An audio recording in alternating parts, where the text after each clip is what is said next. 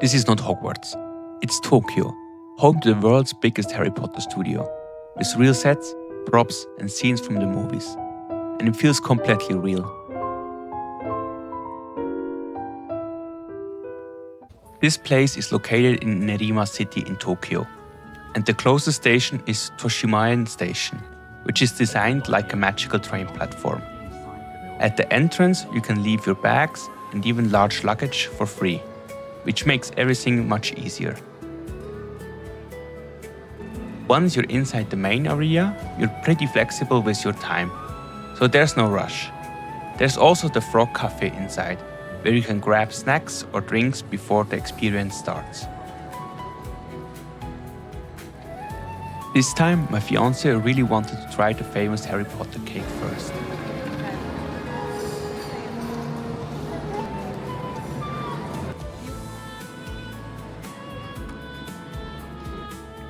So, then it starts. In the beginning you enter a room where you wait for the experience to begin. First you walk through a space with big movie posters, followed by smaller ones from different countries and languages. After that, you watch 2 short intro films and then the real experience begins, with the Great Hall. Since it was my fiance's birthday, she was actually allowed to open the door, which made the moment even more special.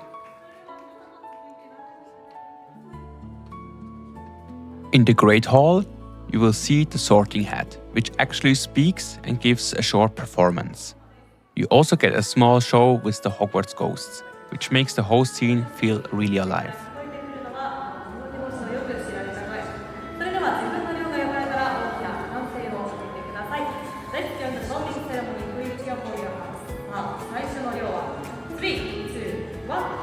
Okay, Slytherin!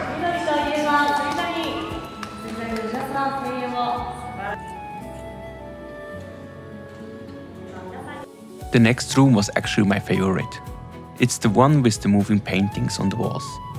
What's really special here is that you can record yourself, and after that you actually see your own video appear inside one of the frames.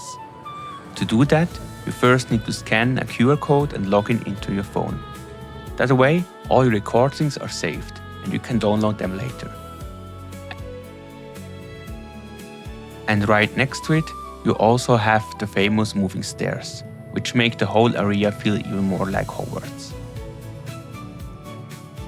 After that, you enter the rooms where the actual sets begin. The first one we saw was the invisibility cloak, one of the most iconic items from the movies, and it's really cool to see how it was created behind the scenes.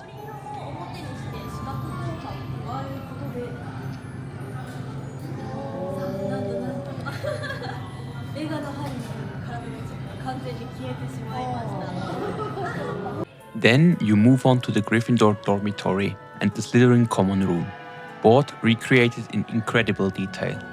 You can also try the Quidditch experience, where they record a video of you and save it to your account, so you can watch and download it later. The quaffle is released and the game begins!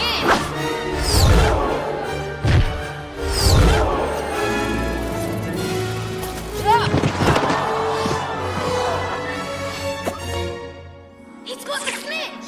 Harry Potter receives 150 points for catching the snitch! Gryffindor wins! Then you continue through more iconic sets like Dumbledore's office, the Pensieve and Snape's classroom.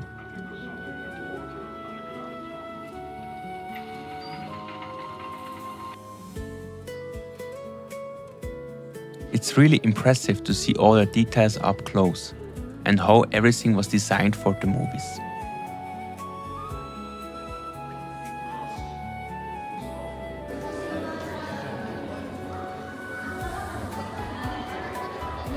After that, you see the mirror of every set and some additional classrooms.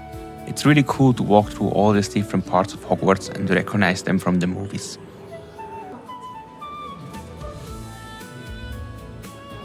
Before you enter the Forbidden Forest, you will pass by the grave of Voldemort's father and even see the Dark Lord himself.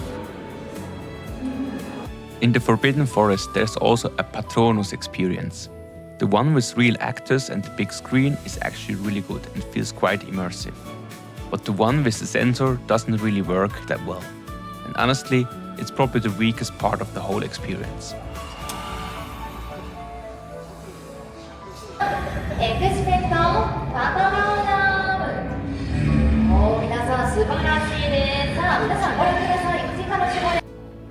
Then the outdoor area starts with Hagrid's hut, which is really cool to see in real life.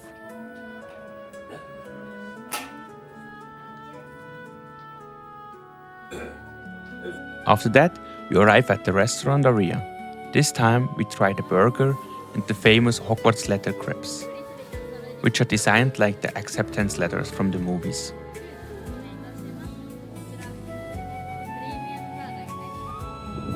The outdoor area also has the giant wizard chessboard, the famous Hogwarts bridge, and the Dursleys' house from Private Drive, all recreated in full scale.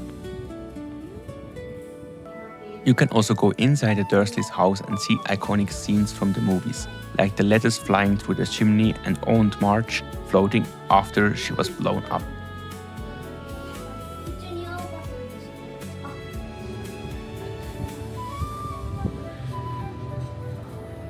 Next stop, platform 9 3/4.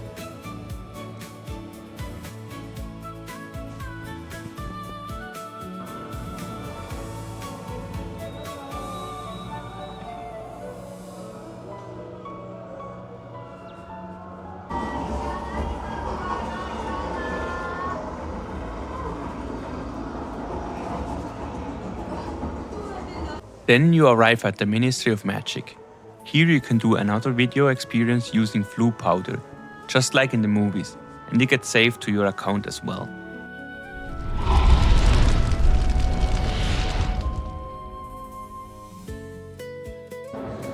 Then you will see some really interesting behind the scenes details. Like Hagrid's head, which actually isn't real, plus mandrakes, the Screaming Book, and even Dobby. It's cool to see how all these characters were created.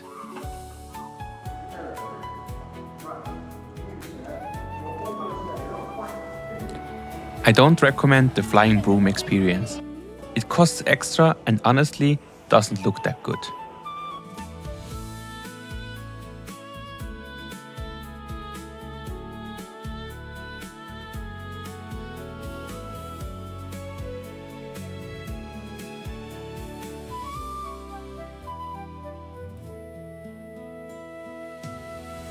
Next stop is Diagon Alley, which is one of the final highlights before you slowly move on to the Hogwarts miniature model and the shop at the end.